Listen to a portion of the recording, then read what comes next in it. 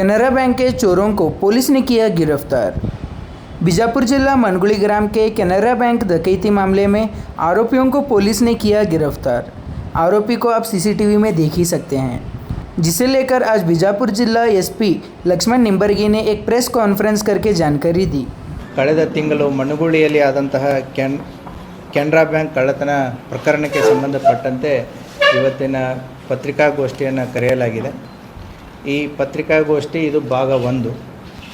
So ಇದರಲ್ಲಿ ಆಗಿರುವಂತಹ ಘಟನೆಗಳು ಮತ್ತು ಈಗ ತನಿಖೆಯಲ್ಲಿ ಆದಂತಹ ಏನು ಘಟನೆಗಳಿದ್ದಾವೆ ಅದನ್ನು ತಮ್ಮ ಗಮನಕ್ಕೆ ತರ್ತಾ ಇದ್ದೀವಿ.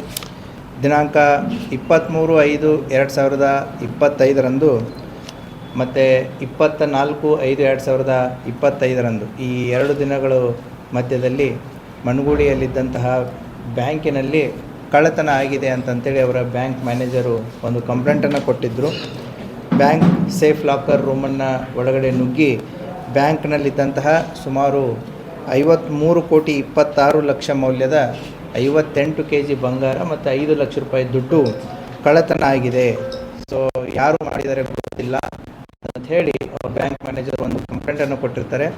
ಆ ಹಿನ್ನೆಲೆಯಲ್ಲಿ ಮಣ್ಣುಗುಳಿ ಪೊಲೀಸ್ ಠಾಣೆಯಲ್ಲಿ ಅಪರಾಧ ಕ್ರಮಾಂಕ ಸಂಖ್ಯೆ 69/25 ಮತ್ತು BNS ಅಡಿಯಲ್ಲಿ ಸೆಕ್ಷನ್ಸ್ಗಳ ಅಡಿಯಲ್ಲಿ ಪ್ರಕರಣವನ್ನು ದಾಖಲು ಮಾಡಿಕೊಂಡು ಪೊಲೀಸ್ ಇಲಾಖೆ ಈ ಪ್ರಕರಣವನ್ನು ಕೈಗೊಂಡಿರುತ್ತದೆ. ಆದಂತಹ ಪ್ರಮಾಣ ಮತ್ತು ಆದಂತಹ ಘಟನೆಗೆ ಸಂಬಂಧಪಟ್ಟಂತೆ ಪೊಲೀಸ್ ಇಲಾಖೆ ಒಟ್ಟು 8 ತನಿಖಾ ತಂಡಗಳನ್ನು ರಚನೆ ಮಾಡಿರುತ್ತೆ. ಅಡಿಷನಲ್ SP ನಮ್ಮ ರಾಮನಗೌಡ ಹಟ್ಟಿಯವರ ಮಾರ್ಗದರ್ಶನದಲ್ಲಿ 8 ತಂಡಗಳು ಕೆಲಸವನ್ನು ನಿರ್ವಹಿಸೋದಕ್ಕೆ ಒಂದು ಆದೇಶವನ್ನು ಮಾಡಿ DSP ರೂರಲ್ ಅವರ ಒಂದು ತಂಡ, ಅವರ ಒಂದು ತಂಡ, DSP ಸುನಿಲ್ ಕಾಂಬ್ಳೆ ಅವರ ಒಂದು ತಂಡ, DSP ಬಾಗೇವಾಡಿ ಬಲ್ಲಪ್ಪ ನಂದಗಾವಿ ಅವರ ಒಂದು ತಂಡ, ಟೆಕ್ನಿಕಲ್ ತಂಡ ಮತ್ತು ಅವರ ಜೊತೆಗೆ ನಮ್ಮ ಇನ್ಸ್ಪೆಕ್ಟರ್ ಬಾಗೇವಾಡಿ ಗುರುಶಾಂತ್ ಆಷಾಢ್ ಅವರ ಒಂದು ತಂಡ, CPI ನಿಡುಗುಂದಿ ಅಶೋಕ್ ಚವ್ಹಾಣ್ ಅವರ ಒಂದು ತಂಡ, ಅದರ ಜೊತೆಗೆ ಸುಮಾರು 10ಕ್ಕಿಂತಲೂ ಹೆಚ್ಚು PSI ರವರು ಈ ತಂಡಗಳಲ್ಲಿ ಮತ್ತು ಆ ಸಿಬ್ಬಂದಿಗಳನ್ನು ಒಳಗೊಂಡಂಥ ಒಂದು ತಂಡವನ್ನು ರಚನೆ ಮಾಡಿರುತ್ತೆ. ಯಾಕಂತಂದರೆ ಆದಂತಹ ಘಟನೆ ಸ್ವರೂಪ ಮತ್ತು ಗಂಭೀರತೆಯನ್ನು ತಿಳ್ಕೊಂಡು ಈ ತಂಡಗಳನ್ನು ರಚನೆ ಮಾಡಿ ಪೊಲೀಸ್ ಇಲಾಖೆ ಕಾರ್ಯಪ್ರವೃತ್ತರಾಗಿರುತ್ತೆ. ಸೊ ಆ ಹಿನ್ನೆಲೆಯಲ್ಲಿ ಈಗ ಈ ಪ್ರಕರಣದಲ್ಲಿ ಆರೋಪಿಗಳಾದಂತಹ ವಿಜಯ್ ಕುಮಾರ್ ಮಿರಿಯಾಳು 41 ವರ್ಷ, ಈತ ಬ್ಯಾಂಕ್ ಮ್ಯಾನೇಜರ್ ಆಗಿ ನಮ್ಮ ಕೋಲಾರ ತಾಲೂಕಿನ ರೋಣಿಹಾಳ್ ಬ್ಯಾಂಕಲ್ಲಿ ಕೆಲಸ ಮಾಡ್ತಾ ಇದ್ದಾನೆ. ಸೊ ಈತ ಮುಂಚೆ ಇಲ್ಲಿ ಮಣ್ಣುಗುಳಿಯಲ್ಲಿ ಬ್ಯಾಂಕ್ ಮ್ಯಾನೇಜರ್ ಆಗಿ ಕೆಲಸ ಮಾಡಿದಂತಹ ವ್ಯಕ್ತಿ ಆಗಿರ್ತಾನೆ. ಆತ ಆರೋಪಿ ನಂಬರ್ 1. ಎರಡನೇದವನು ಚಂದ್ರಶೇಖರ್ ನೆರಲ, ಈತ ಖಾಸಗಿ ಉದ್ಯೋಗ, ರಿಯಲ್ ಎಸ್ಟೇಟು, ಆಮೇಲೆ ಈತನೊಂದು ಸೆಂಟ್ ಆಂಥ್ರೂ ಸ್ಕೂಲು ಅಂತಂತೇಳಿ ಸ್ಕೂಲನ್ನು ಕೂಡ ಹುಬ್ಬಳ್ಳಿ ಕೇಶವಾಪುರದಲ್ಲಿ ನಡೆಸ್ತಾನೆ. ಈತ ಕಾಂಟ್ರಾಕ್ಟರ್ ಆಗಿಯೂ ಕೆಲಸ ಮಾಡ್ತಾನೆ. ಆಮೇಲೆ ಈತ ಕ್ಯಾಸಿನೋಗಳನ್ನು ಕೂಡ ಆಡೋದು ನಡೆಸೋವಂಥ ಒಂದು ಹವ್ಯಾಸವನ್ನು ಹೊಂದಿದ್ದಾನೆ. ಗೋವಾದಲ್ಲಿ ಕೆಲಸ ಕಾರ್ಯಗಳನ್ನು ಮಾಡ್ತಾನೆ, ಹುಬ್ಬಳ್ಳಿಯಲ್ಲಿ ಮಾಡ್ತಾನೆ. ಅದೇ ರೀತಿ ಕೂಡ ಈತ ಶ್ರೀಲಂಕಾಕ್ಕೂ ಹೋಗಿ ಕೊಲಂಬೋ ಅಲ್ಲಿ ಇಲ್ಲಿಗಳಲ್ಲಿ ಕೂಡ ಕ್ಯಾಸಿನೋ ಆಡುವಂಥ ಒಂದು ಪ್ರವೃತ್ತಿಯನ್ನು ಬೆಳೆಸ್ಕೊಂಡಂಥ ವ್ಯಕ್ತಿ ಚಂದ್ರಶೇಖರ್. ಈ ಚಂದ್ರಶೇಖರು ಮುಂಚೆ ಒಂದು ಬ್ಯಾಂಕಲ್ಲಿ ಕೆಲಸ ಮಾಡಿ ಅಲ್ಲಿನೂ ಕೂಡ ಗೋಲ್ಮಾಲ್ ಮಾಡಿ ಸಸ್ಪೆಂಡ್ ಆಗಿ ಡಿಸ್ಮಿಸ್ ಆದಂಥ ಒಬ್ಬ ವ್ಯಕ್ತಿ. ಈತ ನಮ್ಮ ವಿಜಯ್ ಮೇರಿಯಾಳನ ಫ್ರೆಂಡು. ಇನ್ನೊಬ್ಬ ವ್ಯಕ್ತಿ ಸುನಿಲ್ ಮೋಕಾ ಅಂತಂತೇಳಿ, ಇವನು ಕೂಡ ಈ ಚಂದ್ರಶೇಖರನ ಜೊತೆಗೆ ಅಸೋಸಿಯೇಟ್ ಆಗಿದ್ದು ಅವನ ಹತ್ತಿರ PA ರೀತಿಯಲ್ಲಿ ಕೆಲಸ ಮಾಡುವಂಥ ಒಬ್ಬ ವ್ಯಕ್ತಿ. ಇವನು ಕೂಡ ಈಗೇನು ಚಂದ್ರಶೇಖರ್ ಇದ್ದಂಥ ಎಲ್ಲ ಚಟಗಳನ್ನು ಕೂಡ ಇವನಿಗೂ ಇರುವಂಥ ಒಬ್ಬ ವ್ಯಕ್ತಿ. ಈ ಮೂವರು ಈಗ ಆರೋಪಿಗಳನ್ನ ನಾವು ಬಂಧನ ಮಾಡಿದ್ದೀವಿ.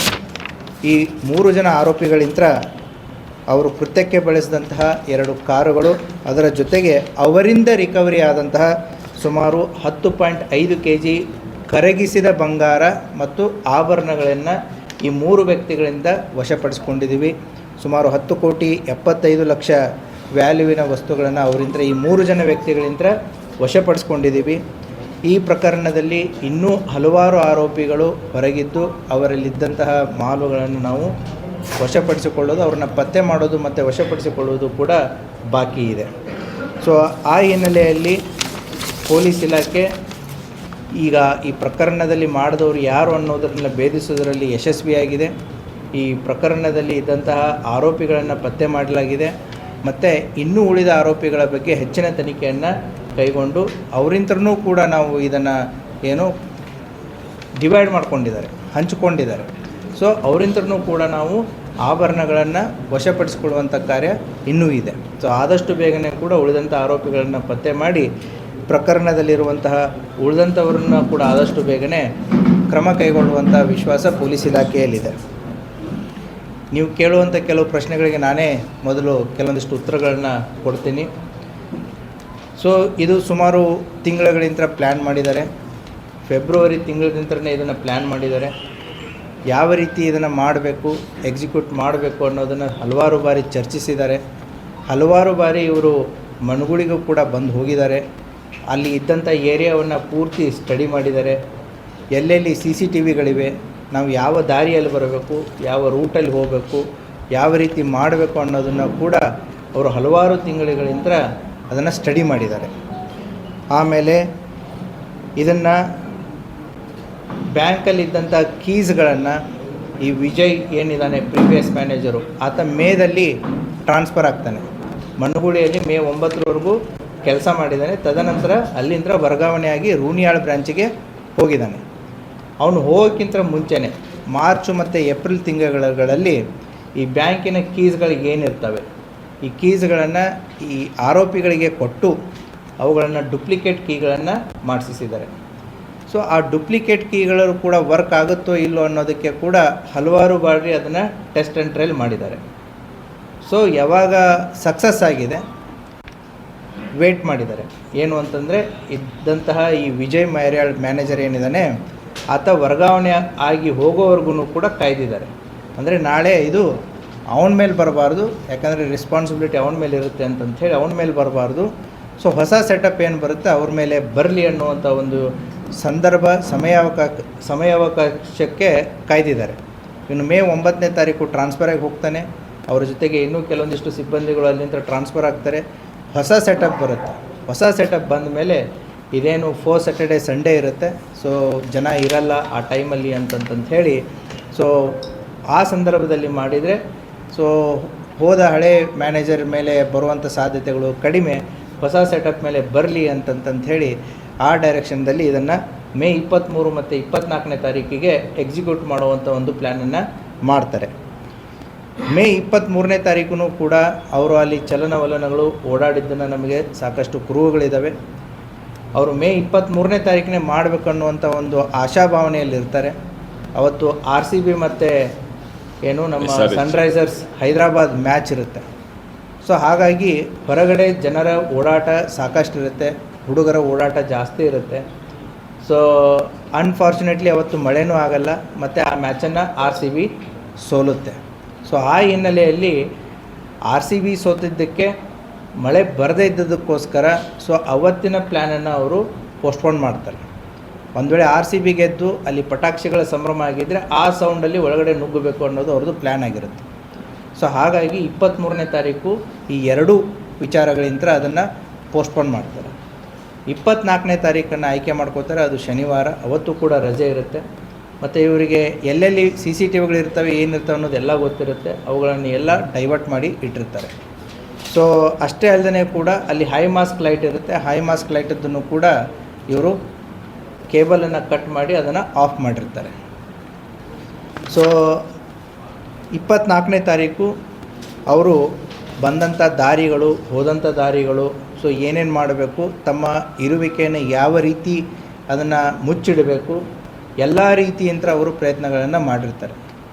ಸೊ ರಸ್ತೆ ಆಗಿರ್ಬೋದು, ಟೆಕ್ನಾಲಜಿ ಆಗಿರ್ಬೋದು, ಬೇರೆ ಏನೆಲ್ಲ ಮಾಡ್ಬೋದು, ಸಾಕಷ್ಟು ರೀತಿಯ ಇಂಗ್ಲೀಷ್ ಮೂವೀಸ್ಗಳನ್ನು, ಹಿಂದಿ ಮೂವೀಸ್ಗಳನ್ನು, ನೆಟ್ಫ್ಲಿಕ್ಸು, ಅಮೆಜಾನ್ಸ್ಗಳಲ್ಲಿ ಸಾಕಷ್ಟು ಅವುಗಳನ್ನು ಅಧ್ಯಯನ ಮಾಡಿ ಪ್ಲ್ಯಾನನ್ನು ಮಾಡಿರ್ತಾರೆ.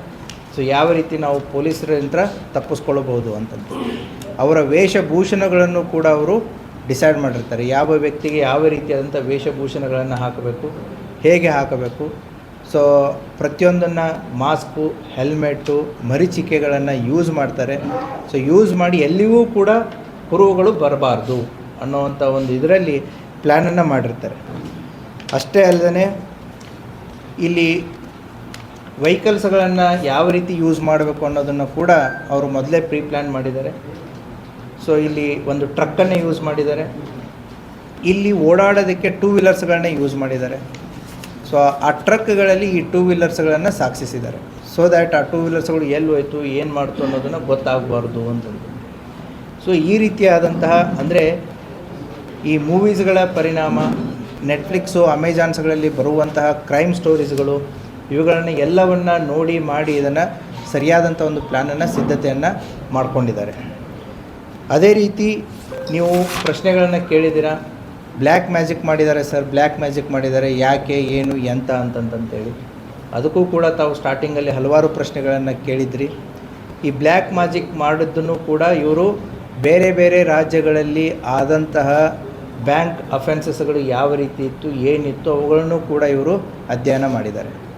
ಸೊ ತಮಿಳುನಾಡು ಮತ್ತು ಕೇರಳಗಳಲ್ಲಿ ಬ್ಲ್ಯಾಕ್ ಮ್ಯಾಜಿಕ್ ಮಾಡಿ ಬ್ಯಾಂಕ್ಗಳನ್ನು ಕಳ್ಳತನ ಮಾಡಿರುವಂಥ ಹಲವಾರು ಘಟನೆಗಳನ್ನು ಇವರು ನೋಡಿಬಿಟ್ಟು ಅಲ್ಲಿ ಬ್ಲ್ಯಾಕ್ ಮ್ಯಾಜಿಕ್ಕನ್ನು ಮಾಡಿ ಕುಂಕುಮ, ಅರಿಶಿನ, ಕರ್ಪೂರ, ಊದಿನ ಕಡ್ಡಿ, ಏನೇನು ಬೇಕು ಎಲ್ಲ ಬ್ಯಾಂಕ್ ತುಂಬ ಎಲ್ಲ ಮಾಡಿ, ಸೊ ದ್ಯಾಟ್ ಪೊಲೀಸರ ಅಟೆನ್ಷನನ್ನು ಡೈವರ್ಟ್ ಮಾಡೋದಕ್ಕೆ, ಸೊ ಮಾಡಿದವರು ಮೋಸ್ಟ್ಲಿ ಕೇರಳ ಮತ್ತು ತಮಿಳುನಾಡು ಕಡೆದವರು ಇರಬಹುದೇನೋ ಅನ್ನುವಂಥ ಊಹೆ ಪೊಲೀಸರಿಗೆ ಬರಲಿ ಅನ್ನೋವಂಥ ಒಂದು ದಾರಿ ತಪ್ಪಿಸುವಂಥ ಒಂದು ಮಾರ್ಗವನ್ನು ಅವರು ಕೈಗೊಂಡಿದ್ದಾರೆ. ಅಷ್ಟೇ ಅಲ್ಲದೆ ಬ್ಯಾಂಕಲ್ಲಿ ತಾವು ಈಗಾಗಲೇ ತಮಗೆ ಗೊತ್ತಿರೋ ಹಾಗೆ ಖಾರದ ಪುಡಿಯನ್ನು ಎರಚಿದ್ದಾರೆ, ಮಾಡಿದ್ದಾರೆ ಅಂತಂತೇಳಿ ತಾವು ಕೂಡ ವರದಿಯನ್ನು ಮಾಡಿದ್ರಿ. ಇದು ಡಾಗ್ ಸ್ಕ್ವಾಡ್ ಆಗಿರ್ಬೋದು, ಅಥವಾ ಪೊಲೀಸರಿಗೆ ಫಿಂಗರ್ ಪ್ರಿಂಟ್ ಸಿಗಬಾರ್ದು ಅಂತಂತೇಳಿ ಗ್ಲೌಸ್ಗಳನ್ನ ಯೂಸ್ ಮಾಡೋದಾಗಿರ್ಬೋದು, ಇವನ್ನೆಲ್ಲ ಅವರು ಸ್ಟ್ಯಾಂಡರ್ಡಾಗಿ ಮಾಡಿದ್ದಾರೆ. ಅಷ್ಟೇ ಅಲ್ಲದೆ ಕೂಡ ಈಗ ಅವರು ಹಲವಾರು ಮಾಡೆಲ್ಸ್ಗಳನ್ನು ಸ್ಟಡಿ ಮಾಡಿದ್ದಾರೆ. ಸೊ ಕೆಲವೊಂದಿಷ್ಟು ವಿಚಾರಗಳನ್ನ ತನಿಖೆ ಹಿತದೃಷ್ಟಿಯಿಂದ ನಾನು ಇವಾಗ ಯಾವುದನ್ನು ಕೂಡ ರಿವೀಲ್ ಮಾಡ್ತಾ ಇಲ್ಲ. ಇವತ್ತು ತಾವು ಕೇಳ್ತಾ ಇರೋದು ಇದು Manuguli part 1. Still there is a Manuguli part 2 awaited ಇದೆ. ಸೊ ಆ ಸಂದರ್ಭದಲ್ಲಿ ಕೆಲವು ವಿಚಾರಗಳನ್ನ ತಮ್ಮ ಗಮನಕ್ಕೆ ತೊಗೊಂಬರ್ತೀನಿ. ಇವರು ಚಿನ್ನ ಆರ್ನಾಮೆಂಟ್ಸ್ಗಳನ್ನ ಹಾಗೆ ಇಟ್ಟರೆ ನಾಳೆ ಡಿಸ್ಪೋಸಲ್ ಮಾಡೋದು ಕೂಡ ಕಷ್ಟ ಆಗುತ್ತೆ ಅಂತಂತ ಹೇಳಿ ಅವುಗಳನ್ನು ಕರಗಿಸಿದ್ದಾರೆ. ಕರಗಿಸ್ಬಿಟ್ಟು ಕೆಲವೊಂದಿಷ್ಟು ಆಭರಣಗಳನ್ನು ಸಿಕ್ಕಿದ್ದಾವೆ. ಮೆಜಾರಿಟಿ ಆಫ್ ದ ಆರ್ನಾಮೆಂಟ್ಸ್ಗಳನ್ನು ಕರಗಿಸಿ ಗಟ್ಟಿ ಚಿನ್ನವನ್ನು ಮಾಡಿ ಇಟ್ಕೊಂಡಿದ್ದಾರೆ. ಅಂದರೆ ಡಿಸ್ಪೋಸಲ್ ಮಾಡೋದಕ್ಕೆ ಈಸಿ ಆಗುತ್ತೆ. ಮತ್ತು ಆರ್ನಾಮೆಂಟ್ಸ್ಗಳನ್ನ ಹಾಗೆ ಇಟ್ಕೊಂಡ್ರೆ ನಾಳೆ ಎಲ್ಲಾದರೂ ಕೂಡ ಸಮಸ್ಯೆ ಆಗಬಹುದು ಅನ್ನೋವಂಥ ವಿಚಾರದಿಂದ, ಯಾಕಂದರೆ ಐಡೆಂಟಿಫೈ ಆಗುತ್ತೆ ಅಂತಂತೇಳಿ ಆದಷ್ಟು ಬೇಗ ಏನು ಮಷೀನನ್ನು ತಂದು ಅವರು ಎಲ್ಲಿ ಮಾಡಿದ್ದಾರೆ, ಏನು ಮಾಡಿದ್ದಾರೆ ಅನ್ನೋದನ್ನು ನಾನು ನೆಕ್ಸ್ಟ್ ಟೈಮ್ ನಿಮಗೆ ಪೂರ್ತಿ ಆದಮೇಲೆ ಹೇಳ್ತೇನೆ. ಸೊ ಈ ರೀತಿ ಎಲ್ಲ ರೀತಿಯಂಥ ಪ್ಲ್ಯಾನ್ಸ್ಗಳನ್ನ ಮಾಡಿಕೊಂಡು ಪೊಲೀಸ್ ಇಲಾಖೆಗೆ ನಾವು ಕಣ್ಣಿಗೆ ಮಣ್ಣೆರಚಿ ನಾವು ತಪ್ಪಿಸ್ಕೊಳ್ಬೋದು ಅನ್ನುವಂಥ ಒಂದು ಮಹಾದಾಸೆಯಂತ್ರ ಈ ಎಲ್ಲ ಪ್ಲ್ಯಾನ್ಸ್ಗಳನ್ನು ಮಾಡಿ ಅವರು ಮಾಡಿದರು. ಆದರೆ ಪೊಲೀಸ್ ಇಲಾಖೆ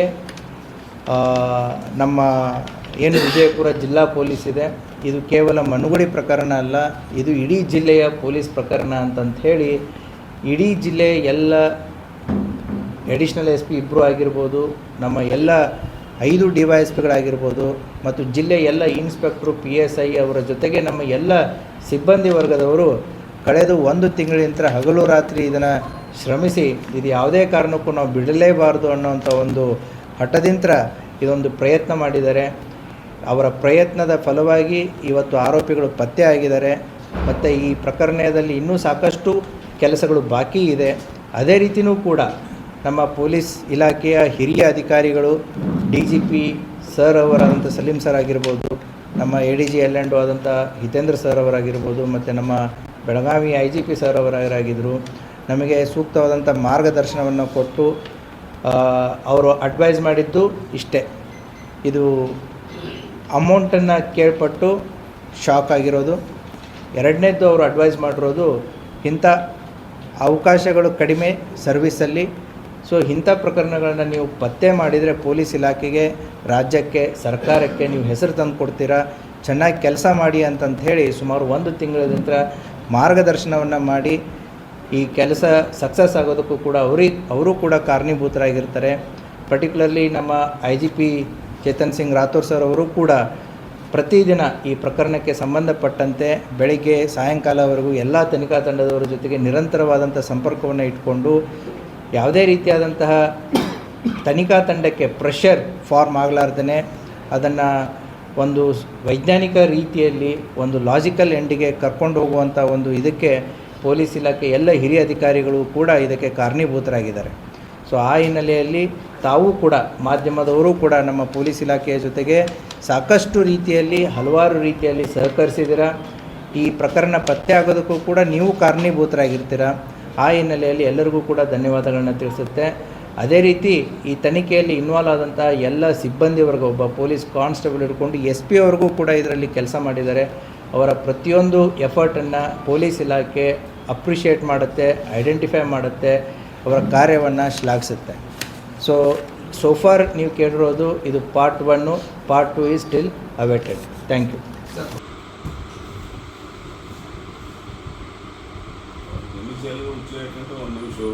ಸರ್ ಸ್ಟಾಪ್.